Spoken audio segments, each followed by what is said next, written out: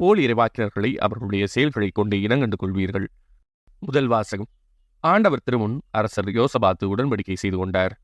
அரசர்கள் 2ஆம் நூலிலிருந்து வாசகம். அதிகாரம் 22 இறைவசனங்கள் 8 முதல் 13 முடிய மற்றும் அதிகாரம் 23 இறைவசனங்கள் 1 முதல் 3 முடிய. அந்நாள்களில் தலைமை குரு இல்கியா எழுத்தன் சாப்பானை நோக்கி, ஆண்டவரின் இல்லத்தில் ஒரு சட்ட நூலை கண்டெடுத்தேன் என்று சொல்லி அந்நூலை சாப்பானிடம் கொடுக்க அவனும் அதை படித்தான்.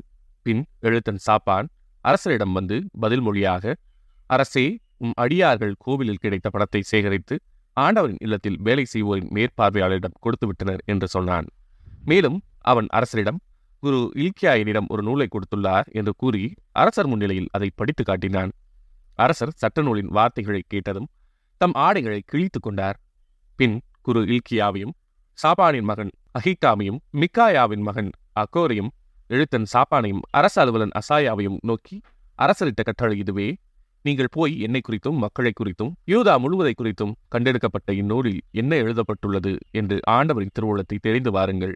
ஏனெனில் இந்நூலில் நமக்காக எழுதப்பட்டுள்ளவற்றிற்கு நம் மூதாதையர்கள் செவி கொடுக்கவும் இல்லை, அவற்றின்படி நடக்கவும் இல்லை.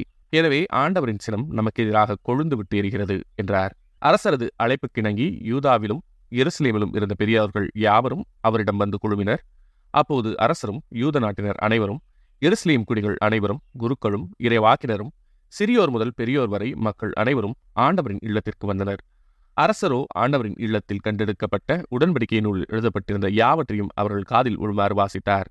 அரசர் தூணுக்கருகில் நின்று கொண்டு ஆண்டவரை பின்பற்றி நடப்பதாகவும் அவருடைய விதிமுறைகளையும் ஒழுங்குமுறைகளையும் நியமங்களையும் முழு இதயத்தோடும் முழு உள்ளத்தோடும் கடைபிடிப்பதாகவும் அந்நூலில் எழுதப்பட்டிருந்த உடன்படிக்கையின் சொற்களை நிறைவேற்றுவதாகவும் ஆண்டவர் திருமுன் உடன்படிக்கை செய்து கொண்டார். மக்களும் அவ்வுடன்படிக்கைக்கு உடன்பட்டனர். இது ஆண்டவரின் அருள்வாக்கு. இறைவா, உமக்கு நன்றி. பதிலுரை பாடல். ஆண்டவரே, உம் விதிமுறைகள் காட்டும் வழியை கற்றுத்தாரும்.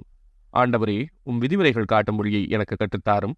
நான் அவற்றை இறுதி வரை கடைபிடிப்பேன். உம் திருச்சட்டத்தின்படி நடக்க எனக்கு மெய்யுணர்வு தாரும். அதை நான் முழு உள்ளத்தோடு கடைபிடிப்பேன். ஆண்டவரே, உம் விதிமுறைகள் காட்டும் வழியை கற்றுத்தாரும். உம் கட்டளைகள் காட்டும் நெறியில் என்னை நடத்தும், ஏனெனில் அதில் நான் மகிழ்ச்சி அடைகின்றேன். உம் ஒழுங்குமுறைகளில் என் இதயம் நாட்டம் கொள்ளச் செய்யும். தன்னலத்தை நாட விடாதேயும். ஆண்டவரே, உம் விதிமுறைகள் காட்டும் வழியை கற்றுத்தாரும்.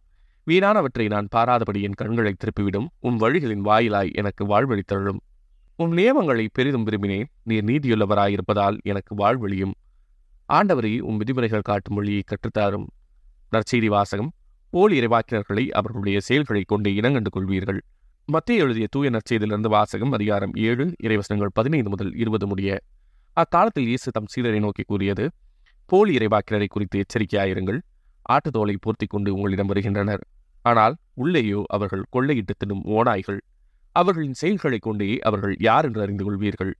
முச்செடிகளில் திராட்சை பழங்களையோ முட்பூண்டுகளில் அத்திப்பழங்களையோ பறிக்க முடியுமா?